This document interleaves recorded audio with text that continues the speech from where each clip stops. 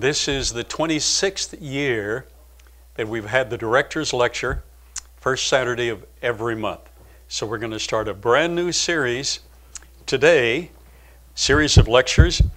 And the title, for those who come regularly, you know that the title is different every year, but all 12 lectures have to do with that title. The theme each year has something to do with creation versus evolution.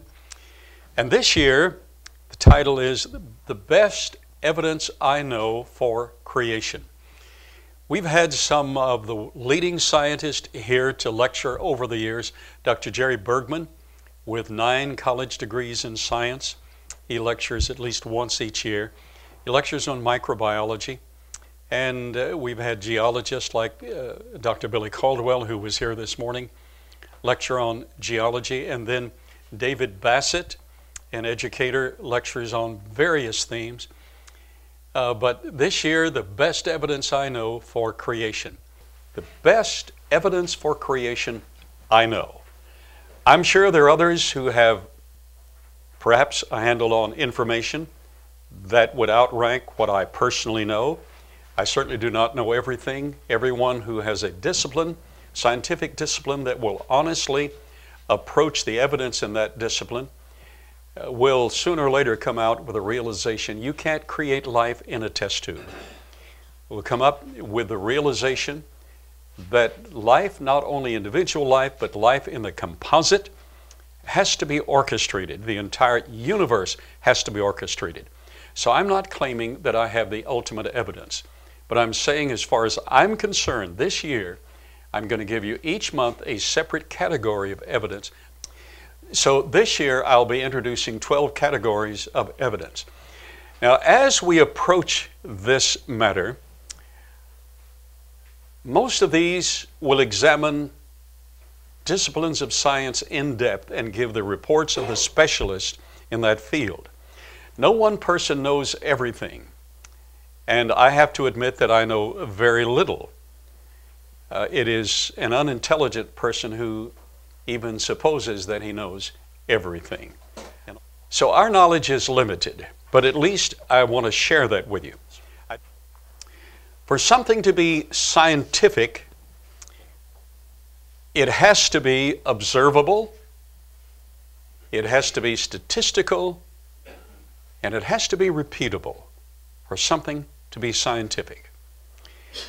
We're dealing primarily with life origins. How did life begin? How did it all start? Well, I wasn't there. No evolutionist was there. No scientist in the modern era was there. But somebody was there. Claims to have been there and demonstrated later that he really was there. For something to be scientific, number one, it must be observable. We must be able to observe it in order to perform the scientific method. It must be observable. It must be statistical. You must be able to put numbers to it, references to it, numerically, so that we can compare that to all other data. That's vitally important. Number 3, it must be repeatable. We must be able, somewhere in the lab or in nature, we must be able to repeat the very same thing. So, is evolution scientific? Absolutely not. Now, how then is it presented as the scientific model? By ruling out all other models. And that is what is currently the academic posture internationally. And that's very unfortunate. Evolution has been redefined as naturalism in process. Well, observing nature is a wonderful experiment in science. All of the primary scientific disciplines that examine nature, that have to do with all we interpret, from physics to cosmology to biology to geology, all of the primary scientific disciplines were established by creationists who recognized an order and a discipline in them.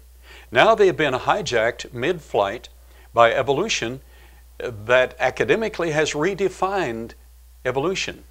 The new definition of evolution is change over time. Well, now wait a minute. What doesn't change over time? Who doesn't change over time? But the inference is, just given enough time, and one organism can change to a higher organism. Now, wait a minute.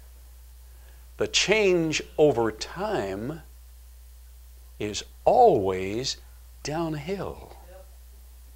Have you looked in the mirror lately? Have you tried to play basketball lately? Have you tried to jog lately? There was a time I had no difficulty doing any of those except playing basketball. I wasn't tall enough to play basketball, but I could jog, I could run, I was on the track team, I could do about anything I wanted physically and anything that was required with the teachers academically. Have you remembered that it's much easier to forget now? Yes. At least we remember that. We're headed downhill. The universe is headed downhill. All systems are headed downhill. So change over time does not produce a higher organism, insipid organism, and the universe is more chaotic now than it was yesterday.